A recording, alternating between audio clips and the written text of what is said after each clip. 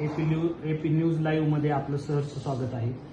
आपण सध्या संभाजीनगर या ठिकाणी आहोत आणि भूम नगर परिषदेमध्ये जो रस्ता घोटाळा झाला होता या संदर्भात एक याचिका औरंगाबाद उच्च न्यायालयात दाखल करण्यात आली होती आणि त्या याचिकाकर्त्याचे वकील म्हणून ॲडव्होकेट संभाजी टोपे साहेब आणि ॲडव्होकेट गणेश कोरे साहेब या दोघांनी ही याचिका संभाजीनगर उच्च न्यायालयात चालवली होती। आपण या संदर्भात ॲडव्होकेट संभाजी टोपे साहेब यांच्याकडून जाणून घेणार आहोत। साहेब, आपलं एपी न्यूज मध्ये स्वागत आहे।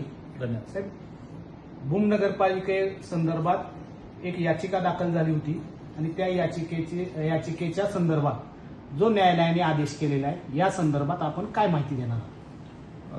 भूम नगर परिषदेमध्ये त्या रस्त्याचे जे काही काम आता त्यांनी घेतलेली आहेत त्या संदर्भात आबासाहेब मस्कर, संताजी सुपेकर आणि चंद्रमणी गायकवाड यांच्या वतीने ही जनहित याचिका आम्ही दाखल केली।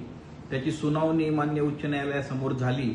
त्यांचं असं म्हणणं होतं की पूर्ण शहरामध्ये जे 31 रस्त्याची कामं आणि एक नालीचं काम जे झालेलं आहे यापैकी बरेचसे रस्ते, 1-2 रस्ते जर सोडले तर अनेक रस्ते हे अतिशय सुस्थितीत आहेत।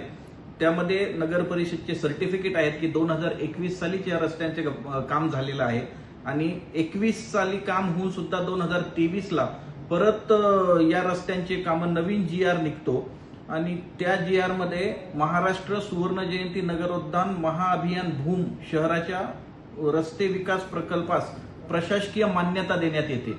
त्यामध्ये 95 कोटी रुपये शासन मंजूर करतं आणि ज्या रस्त्यांचे 2021 लाच कामं झालेली आहेत, जी रस्ते आज अतिशय सुस्थितीत आहेत, त्याच रस्त्यांना 2 वर्ष, अगदी 6 महिने ते 2 वर्षाचा पिरियड त्यामध्येच परत एकदा त्याच रस्त्यांची कामं घेण्यात येतात। तर हे पूर्णतः चुकीचं आहे असं आम्ही मान्य न्यायालयाच्या निदर्शनाला आणलं।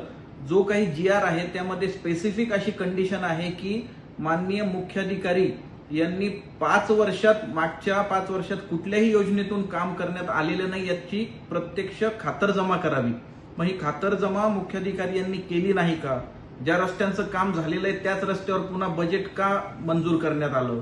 ज्या रस्त्यांना 95 कोटी रुपये मंजूर केले आहेत त्याचाच परत निधी वाढवून मिळावा म्हणून प्रस्ताव का दाखल केला? त्याला 114 कोटी रुपये शासनाने कोणत्या निकषाच्या आधारे परत वाढवून दिले, म्हणजे टोटल 114 कोटी रुपये? तर असे अनेक प्रश्न या जनहित याचिकेमध्ये आम्ही उपस्थित केलेले आहेत आणि जे नगर परिषदने शपथपत्र दाखल केलंय त्यात सुद्धा त्यांनी मान्य केलं आहे की या रस्त्याची कामं नुकतीच झालेली आहेत। त्यांनी सर्टिफिकेट सुद्धा जोडलेली आहेत, त्यांनी स्वतः जोडले की 2021 मध्ये कामं झालेली आहेत। मग हे सर्व निदर्शनाला आल्यानंतर मान्य उच्च न्यायालयाने असे आदेश दिले की तुम्ही कोणत्या निकषाच्या आधारे बजेट वाढवून दिलं, ही जी कामं आहेत ती कामं, झालेली कामं परत रस्त्याची नावं बदलून कशी तुम्ही मंजूर केले याची सखोल चौकशी करून डिटेल ॲफिडेव्हिट शासनाला सुद्धा सांगितलेलं आहे दाखल करायला आणि नगर परिषदला सुद्धा संपूर्ण रेकॉर्ड घेऊन पूर्ण ॲफिडेव्हिट दाखल करायचं सांगितलेलं आहे।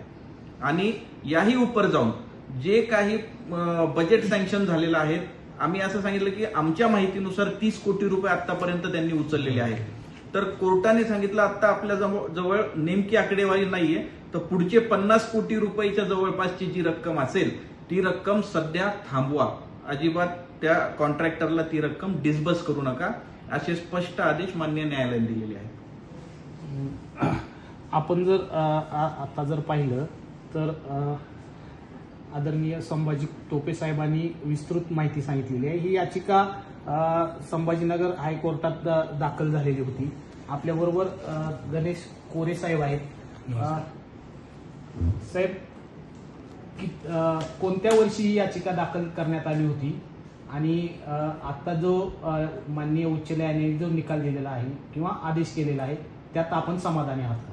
हो सर, मी ॲडव्होकेट गणेश कोरे, माननीय उच्च न्यायालयामध्ये आपण 2023 मध्ये भूममधील सतर्क नागरिक आबासाहेब मस्कर, चंद्रमणी गायकवाड आणि संताजी सुपेकर यांच्यामार्फत यांच्या ज्यावेळेस लक्षात आलं की काही रोड जे आहे ते सुस्थितीत आहे, त्यांचं काम 2021 मध्ये झालेलं आहे आणि त्याच रस्त्याचे नावं बदलून तत्कालीन जे नगराध्यक्ष हे आहेत, मुख्य अधिकारी आणि नगर अभियंता यांच्या संगनमताने काहीतरी शासनाच्या पैशाचा अपहार करण्यासाठी नावे बदलून त्याच रस्त्यावर बजेट टाकण्यासाठी शासनाकडे विनंती करण्यात आली होती आणि शासनाने पण त्यांच्या विनंतीनुसार 114 कोटीचं निधी मंजूर केला.